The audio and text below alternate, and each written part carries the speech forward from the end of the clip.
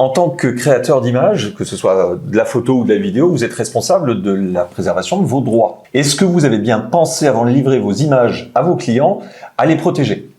Si on ne délimite pas l'utilisation sur la photographie, on ne pourra jamais se plaindre ensuite que l'utilisation va au-delà de ce qu'on aurait souhaité. Il est important, tant pour le photographe que pour le client, de savoir exactement les limites de l'utilisation qui est contractuellement prévue. En somme, c'est une protection mutuelle. Ça va permettre au photographe de circonscrire l'utilisation qui est comprise dans le prix, et ça va permettre au client de savoir exactement à quel moment il est dans le cadre de la loi ou en dehors. On est d'accord que quand on parle de droit ou de cession de droit avec son client, il faut vraiment en parler dès le début, dès le devis. Oh, c'est primordial. Au début d'Internet, parfois les clients achetaient des logos, les mettaient sur leur carte de visite. Et lorsqu'ils voulaient les mettre sur leur site Internet, le prestataire leur disait « Ah non, je vous ai pas vendu les droits pour le site Internet, je vous ai vendu les droits uniquement pour les cartes de visite. » Ça ne rendait pas les clients très heureux et ça ne rendait pas la relation contractuelle très sincère. Très joyeuse. Très franche. Donc il faut en parler tout de suite.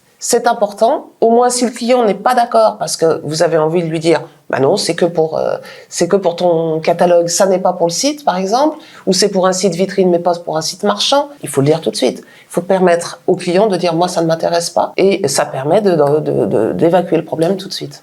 Un photographe ou un vidéaste, il a quand même tout intérêt à maîtriser ces sujets-là pour en parler du coup depuis le départ avec son client et ne surtout pas contourner ces questions. Comment est-ce qu'un photographe va pouvoir expliquer à son client ce qu'il est en train de lui vendre s'il ne sait pas lui-même?